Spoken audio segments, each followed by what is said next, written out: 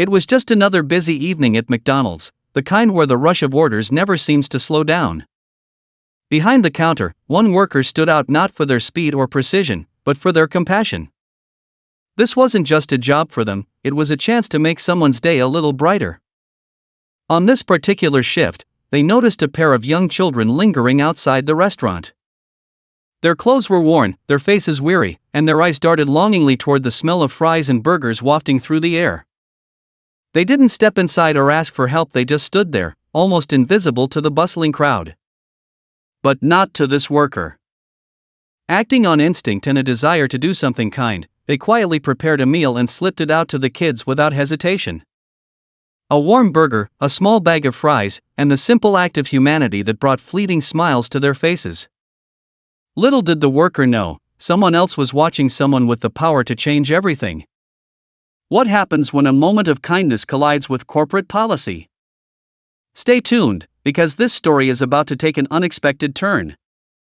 The worker returned to their station, glancing back at the children through the window. For a brief moment, their hearts felt lighter seeing the kids share a small laugh as they devoured the food. It wasn't much, but it was something, and sometimes, something is enough to remind someone they're not forgotten. But as the worker turned their attention back to the endless line of customers, they were unaware of the watchful eyes that had been fixed on them all along. In the corner of the dining area, a manager was scrolling through the security feed. They paused as the footage replayed the worker's quick handoff of the meal. A deep frown creased their face. Was it generosity or a violation of company policy? In their mind, it was clear, rules were rules, and this crossed the line. Later that evening, the worker was called into the office. The mood shifted instantly as the door shut. The manager leaned forward, eyes sharp and voice clipped. "Do you know why you're here?" they asked. Confused, the workers shook their head, a knot forming in their stomach. When the manager played the footage, the worker's face flushed. They tried to explain the children were hungry, it was leftover food that would have been thrown away anyway. But the manager's expression didn't soften. They cited company policy, no free food, no exceptions. The workers' protests fell on deaf ears. "We can't make special cases," the manager said flatly. "This isn't personal, it's just business." The words stung. Was feeding two hungry kids really such a crime? They left the office with a warning hanging over their head, but the tension didn't stop there. News of the incident began to spread among co-workers. Some whispered in quiet support of the workers' actions, admiring their compassion. Others, wary of management's watchful eye, avoided the topic altogether. The break room became a battlefield of silent opinions, the air heavy with unspoken tension. What no one realized, though, was that someone else had witnessed the act that evening, not through a camera, but from across the street. A regular customer, sitting in their car and finishing their meal, had seen the entire exchange. Moved by what they saw, they decided to film a quick clip on their phone, capturing the workers' quiet act of kindness and the smiles it brought to the kids. That clip, paired with a heartfelt caption about small acts of humanity, made its way to social media. At first, it gained only a handful of likes and comments. But within hours, the video began to spread like wildfire. Thousands of users applauded the worker, praising their decision to help the children despite the rules. "This is what humanity looks like," one commenter wrote. "We need more people like this." As the video gained traction, it caught the attention of local media. Reporters began showing up at the restaurant, asking questions and seeking interviews. The manager, now under pressure from both the public and corporate headquarters, found themselves in an impossible position. They didn't want the restaurant to look bad, but they also couldn't ignore what had happened. The worker, meanwhile, was torn between the unexpected wave of support and the growing tension at work. Each shift felt like walking on eggshells, knowing that any small misstep could lead to termination. Meanwhile, the children who had unknowingly sparked the controversy became an unexpected part of the story. Local advocates for the homeless community began speaking out, using the incident to highlight the struggles of countless families living on the edge of poverty. Some praised the worker for their courage, while others questioned why such an act was necessary in the first place. No one should have to break the rules to feed a hungry child, one advocate said during a community meeting. Back at the restaurant, tensions reached a boiling point when corporate representatives arrived unannounced. They reviewed the incident in detail, from the footage to the public backlash. The worker was called in once again, but this time, it wasn't just the manager in the room. A stern-faced corporate official sat across the table, their tone cold and calculated. "This situation has gotten out of control," they said. "You've put this company in a very difficult position.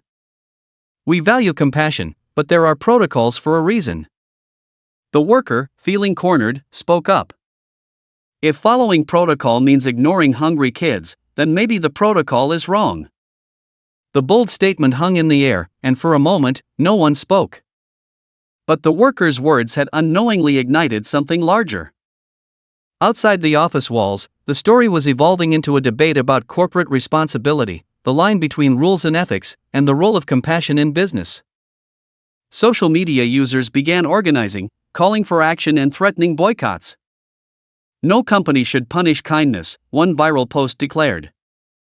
Yet, even as the movement gained momentum, the workers' future remained uncertain.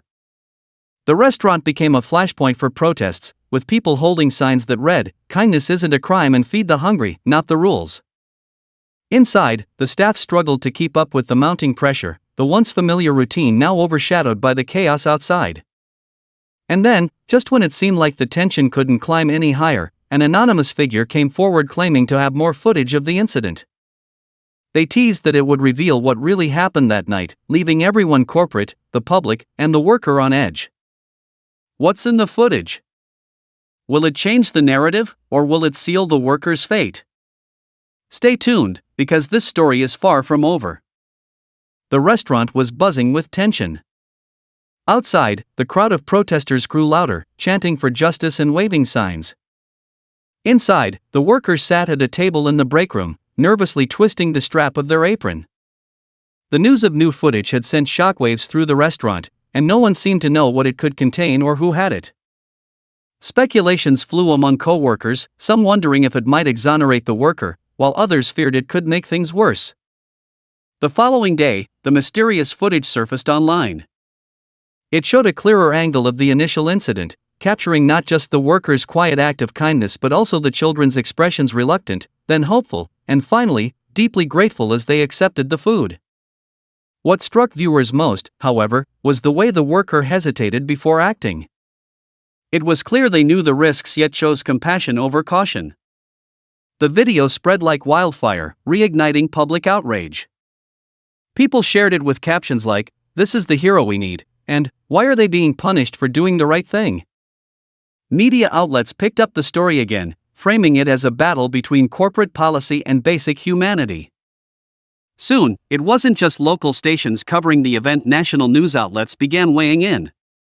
The incident had become a symbol of a larger conversation about systemic issues, poverty, corporate greed, and the erosion of empathy in a rules-first world. At the heart of it all, the worker remained overwhelmed by the attention.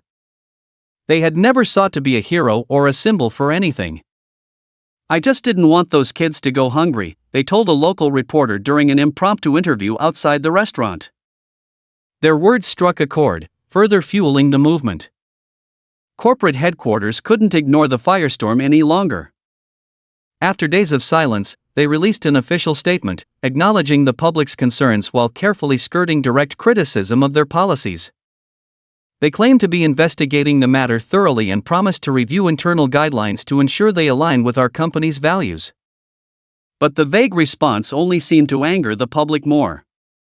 Boycotts of the company spread, with hashtags like Feed the Hungry and Kindness Matters trending globally. Meanwhile, the worker found an unexpected ally in a local nonprofit that advocated for homeless families. The organization reached out, offering support and connecting the worker with a lawyer who specialized in employment rights. The lawyer argued that while the worker technically violated company policy, their actions fell under moral imperative and should be protected.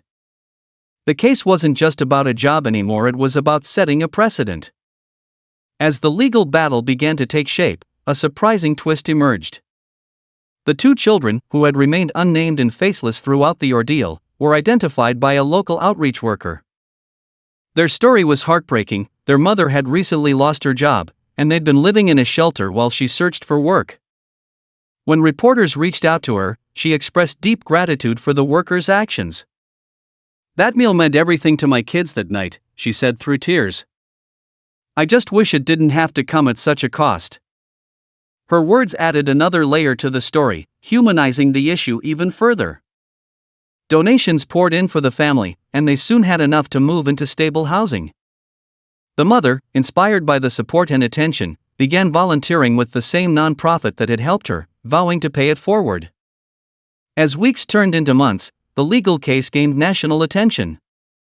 Activists, public figures, and even some politicians weighed in, demanding changes to corporate policies that prioritized profit over people.